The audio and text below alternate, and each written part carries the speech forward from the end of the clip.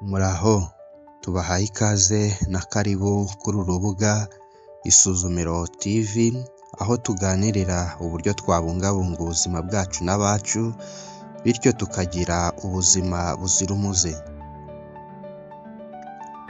Muri iyi minsi abantu dushishikajwe no gusa neza, kandi nibyo koko birakwiriye. Yewe n'inganda zikora ibirungo by'ubwiza ntizihwema kutuzanira udushya umunsi ku wundi ngo turusheho gusa neza. Byageze n'aho zimwe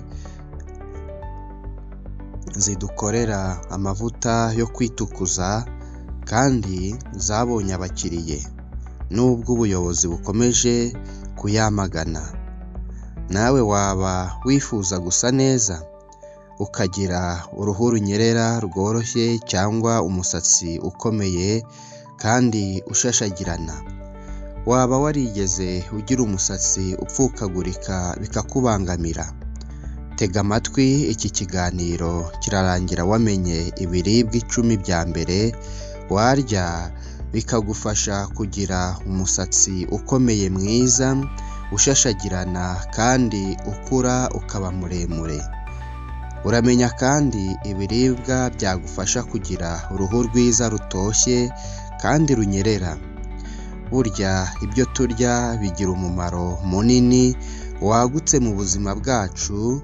Ni muri urwo rwego kugira uruhu rwiza ndetse n'umusatsi mwiza nabyo bifite inkomoko mu byo turya. Dore ibiribwa 10 bya mbere byagufasha gutunga umusatsi mwiza ndetse ukagira uruhu rutoshye. Ibi biribwa ni ibikize kuri vitamini yitwa biotin, cyangwa vitamini H, cyangwa vitamini B7. Iyo biotin ni ingenzi cyane mu gutuma umusatsi ukomera ndetse no mu gutuma uruhu rwacu rutoha. Iyi biotin cyangwa vitamini B7 n'inganda zikora amavuta y'umusatsi zirayifashisha cyane. Bagabo namwe mufite uruhara cyangwa abo amasoso yasumirije, ibi biribwa byabafasha mu gukerereza uruhara rukazaza rusanga ushaje wujukuruje. Ikiribwa cya mbere ni umuhondo w'igi. Umuhondo w'igi uboneka mu igi mo hagati. Kurya amagi uko wayategura kose, biotin wayibonamo mu bwinshi, bityo umusatsi wawe ukamera neza ndetse n'uruhu rwawe rugatoha nk'urw'umwana. Ikiribwa cya kabiri ni ubunyobwa. Ubunyobwa cyane cyane ubukaranze bwifitemo vitamini H cyangwa vitamini B7, bityo kuburya kenshi byatuma ugira umusatsi ukomeye kandi mwiza udacikagurika, ukura ukaba muremure kandi ukagumana itoto. Ikiribwa cya gatatu gikungahaye kuri vitamini B7, biotin, ni soya. Soya nayo ikungahaye kuri biotin, cyane cyane iy'umwimerere. Wayirya ikaranze cyangwa mu mata yayo cyangwa muri tofu. Iki kiribwa gikize cyane kuri vitamini B7 ku buryo kugifata buri munsi byatuma ugira uruhu rwiza ndetse n'umusatsi mwiza. Ikiribwa cya kane ni imbuto z'ibihwagari.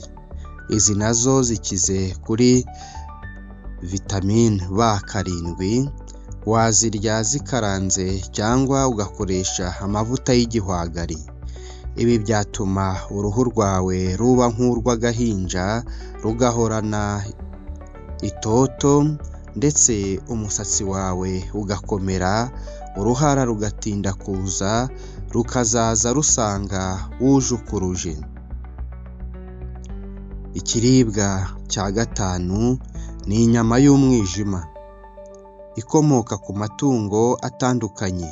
Umwijima nawo ukize kuri vitamini B7, bityo kuwufata inshuro nyinshi byagufasha gukerereza uruhara, ari nako utunga uruhu rukeye peau claire nk'iy'umwana muto. Ikiribwa cya gatandatu ni ibijumba. Ibijumba nabyo bikize kuri biotin cyangwa vitamini B7, ku buryo uko wabirya kose byagufasha kugira uruhu rwiza ndetse n'umusatsi wawe ugakomera kandi ugasa neza. Ushobora kubirya bitetse, byokeje cyangwa ukabivanga n'ifarini ugakora umukati ushaka.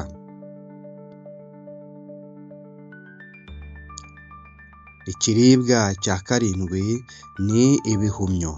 Ibihumyo nabyo bikize kuri biotin cyangwa vitamini B7. Kubirya kenshi uko wabitegura kose byagufasha kugira uruhu rwiza rutoshye ndetse n'umusatsi ukomeye kandi mwiza ushashagirana. Ikiribwa cya munane ni imineke. Imineke nayo ikungahaye kuri vitamini B7, bityo kuyirya kenshi byatuma ugira uruhu rwiza ndetse n'umusatsi wawe ukaba mwiza ugahorana itoto. Ikiribwa cya cyenda ni epinari. Spinach nazo zikungahaye kuri vitamini B7, bityo kuzirya kenshi byatuma ugira uruhu rwiza nk'urw'amazi ya teke w'ibwanacyambwe. Epinari ziribwa mu buryo butandukanye, ushobora kuzitegura nk'imboga cyangwa ukazitekamo potaje. Nta kibazo uko wazitegura kose, vitamini B7 wayisangamo, bityo ikagufasha gusa neza, ukagira umusatsi utoshye, ukomeye udacikagurika, ndetse n'uruhu rwawe rugahorana itoto nk'urw'umwana. Ikiribwa cya 10 mu bya mbere byagufasha kubona vitamini H cyangwa vitamini B7, vitamini B7, ni avoka. Avoka izwiho kugira vitamini B7, yewe n'inganda zikora amavuta y'umusatsi zabimenye kare. Avoka iri mu by'ibanze baheraho bakora amavuta y'umusatsi, amenshi uzumva yitirirwa avoka. Urugero ni avocado oil. Avoka rero ikize kuri vitamini B7, bityo kuyirya kenshi byatuma ugira umusatsi mwiza, ukomeye kandi ukura udacikagurika ndetse utoshye nk'igiti cyo ku mugezi.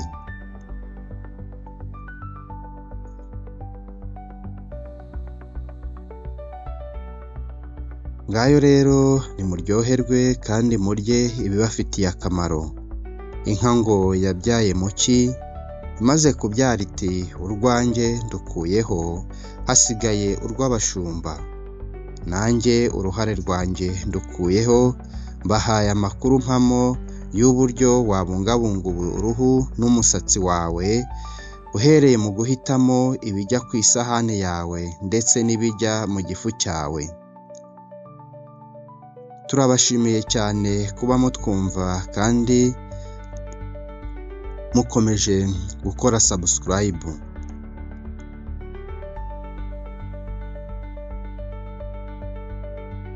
Niba wowe utarabikora, kanda ku nzogera ukore subscribe, wiyandikishe, amakuru nk'aya y'ubuzima abe akagaruka iwawe.